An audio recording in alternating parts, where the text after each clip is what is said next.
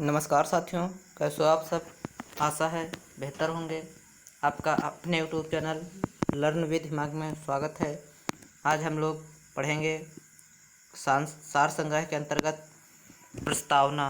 भारतीय राज्य व्यवस्था जो है उसमें संविधान की प्रस्तावना आज पढ़ेंगे।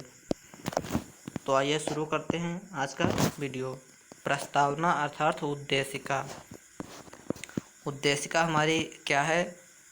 हम भारत के लोग भारत को एक संपूर्ण प्रभुत्व संपन्न समाजवादी पंथ निरपेक्ष लोकतंत्रात्मक गणराज्य बनाने के लिए तथा उसके समस्त नागरिकों को सामाजिक, आर्थिक और राजनैतिक न्याय, विचार, अभिव्यक्ति, विश्वास, धर्म और उपासना की स्वतंत्रता, प्रतिष्ठा और अवसर की समता प्राप्त कराने के लिए तथा उन सब में व्यक्ति की गरिमा और राष्ट्र की एकता और अखंडता सुनिश्चित करने वाली बंधुता बढ़ाने के लिए दृढ़ संकल्प होकर अपनी इस संविधान सभा में आज तारीख 26 नवंबर 1949 ईस्वी मिति मार्गशीर्ष शुक्ल सप्तमी संवत 2006 विक्रमी को एतद् द्वारा इस संविधान को अंगीकृत, अधिनियमित और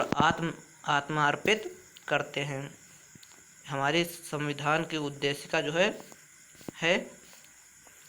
क्या है? हम भारत के लोग भारत को एक संपूर्ण प्रभुत्व संपन्न समाजवादी पंथ निरपेक्ष लोकतंत्रात्मक गणराज्य बनाने के लिए उसके समस्त नागरिकों को सामाजिक, आर्थिक और राजनैतिक न्याय, विचार, अभिव्यक्ति, विश्वास, धर्म और उपासना की स्वतंत्रता, प्रतिष्ठा और अवसर की समता प्राप्त कराने के लिए तथा उन सब में व्यक्ति की गरिमा मौजूद हो, राष्ट्र की एकता और अखंडता सुनिश्चित हो, ऐसा कार्य करेंगे जो है। आज इस दृढ़ संकल्प होकर अपनी संविधान सभा में आज तारीख 26 नवंबर 1949 ईस्वी को एतद् द्वारा इस संविधान को अंगीकृत, अधिनियमित और आत्मार्पित करते हैं।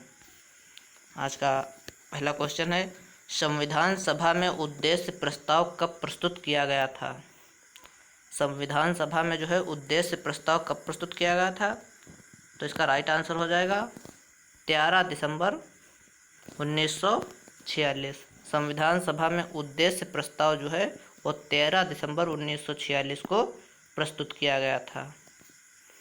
भारतीय संविधान का कौन सा भाग भारत को एक धर्मनिरपेक्ष राज्य के रूप में वर्णित करता है?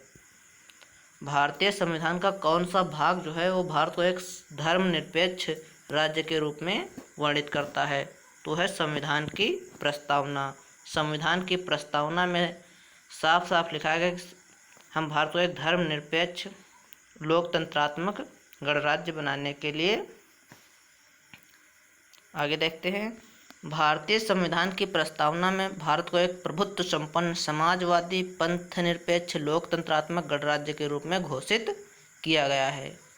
भारत के संविधान की प्रस्तावना में साफ लिखा है कि भारत को एक प्रभुत्व संपन्न समाजवादी पंथ निरपेक्ष लोकतंत्रात्मक गणराज्य के रूप में हम संविधान को अंगीकृत करते हैं। सर्वोच्च न्यायालय द्वारा ऐसा किस वाद में कहा गया है कि अनुच्छेद 368 के अंतर्गत संविधान के प्रस्तावना में भी संशोधन किया जा सकता है, परंतु यह मूल ढांचे का उल्लंघन करने वाला नहीं होना चाहिए? तो विवाद है केशवानंद भारती वाद 1973। अब देखते हैं हम संविधान संबंधी विचार। उद्देशिका को के.एम. मुंशी ने, राजनीतिक जन्मपत्री ठाकुरदास भार्गव ने संविधान की आत्मा तथा ए पालकीवाला ने संविधान का परिचय पत्र कहा है। अनुच्छेद 32 जो है वो संवैधानिक उपचारों का अधिकार को डॉक्टर भीमराव अंबेडकर ने संविधान का हृदय एवं आत्मा कहा है। अनुच्छेद 32 को जिसमें कहा गया कि संवैधानिक उपचारों का अधिकार जो है उसको डॉक्टर भीमराव अंबेडकर ने संविधान का हृदय एवं आत्मा कहा है। सर अर्नेस्ट बारकर ने प्रस्तावना को संविधान का परिचय पत्र कहा है। संविधान का परिचय पत्र किसने कहा है? सर अर्नेस्ट बारकर ने।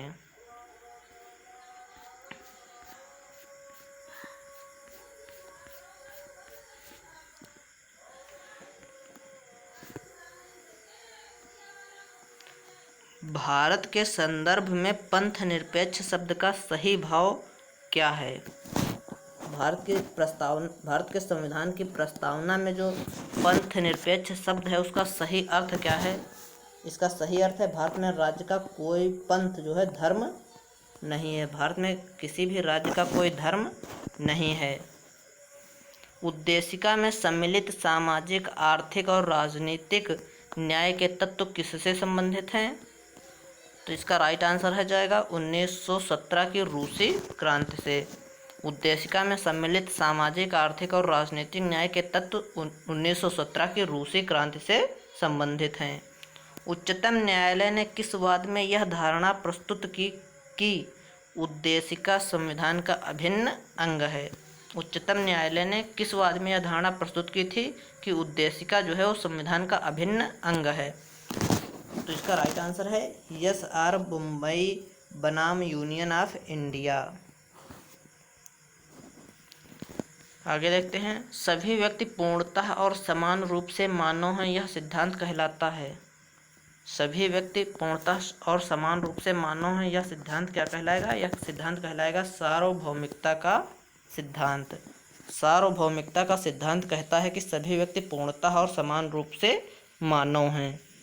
भारत में लौकिक सार्वभौमिकता है क्योंकि संविधान की प्रस्तावना आरंभ होती है हम भारत के लोग शब्दों से। हम भारत के लोग शब्दों से।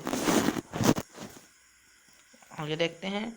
आगे है लोक कल्याण शब्द भारत के संविधान की उद्देशिका में नहीं है बल्कि यह राज्य के नीति निर्देशक तत्व का भाग है। लोक कल्याण जो शब्द है वो भारत के संविधान की उद्देशिका में नहीं लिखा है बल्कि यह जो है राज्य के नीति निर्देशक जो तत्व हैं उनका भाग है। किस संविधान के द्वारा भारतीय संविधान की उद्देशिका में संशोधन किया गया था? किस संशोधन के द्वारा जो है भारतीय संविधान की उद्देशिका में संशोधन किया गया था? तो इसका राइट आंसर हो जाएगा 42वें संविधान संशोधन के द्वारा। भारतीय संविधान की प्रस्तावना में जिन आदर्शों एवं उद्देश्यों की रूपरेखा दी गई है उनका विस्तार कहाँ है? तो इसका राइट आंसर हो जाएगा मूल अधिकारों, राज्य के नीति निर्देशक सिद्धांतों एवं मौलिक कर्तव्यों के अध्याय में। राज्य का सबसे महत्वपूर्ण तत्व क्या है? राज्य का सबसे महत्वपूर्ण तत्व होता है संप्रभुता। समाजवादी, अखंडता तथा पंथ निरपेक्ष शब्द संविधान की प्रस्तावना में किस संशोधन के द्वारा सम्मिलित किए गए थे? तो इसका राइट आंसर हो जाएगा 42वें संविधान संशोधन के द्वारा जो है समाजवादी, अखंडता तथा पंथ निरपेक्ष जो शब्द हैं संविधान की प्रस्तावना में 42वें संविधान संशोधन के द्वारा जोड़े गए थे। आगे देखते हैं। उद्देशिका को राजनीतिक जन्मपत्री की संज्ञा किसने दी है? उद्देशिका को राजनीतिक जन्मपत्री की संज्ञा के.एम. मुंशी ने दी है। प्रस्तावना संविधान का अंग नहीं है, उच्चतम न्यायालय ने यह मत किस वाद में व्यक्त किया था? तो इसका राइट आंसर हो जाएगा बेरूवारी संघ मामले में। बेरूवारी संघ मामले में जो है वो कहा गया था कि प्रस्तावना जो है वो संविधान का अंग नहीं है, यह उच्चतम न्यायालय ने व्यक्त किया था। संविधान निर्माण में महत्वपूर्ण भूमिका निभाने वाले संविधान सभा के सदस्य सर अल्लादी कृष्णस्वामी अय्यर के अनुसार संविधान की प्रस्तावना हमारे दीर्घकालिक सपनों का विचार है। गोलकनाथ बनाम पंजाब राज्य के मामले में न्यायमूर्ति एम हिदायतुल्लाह ने उद्देशिका को संविधान की मूल आत्मा कहा है। आपको हमारी यह वीडियो कैसी लगी कमेंट बॉक्स में ज़रूर बताएं। चैनल पर पहली बार आए तो चैनल को सब्सक्राइब करें, वीडियो लाइक करें, शेयर करें। धन्यवाद।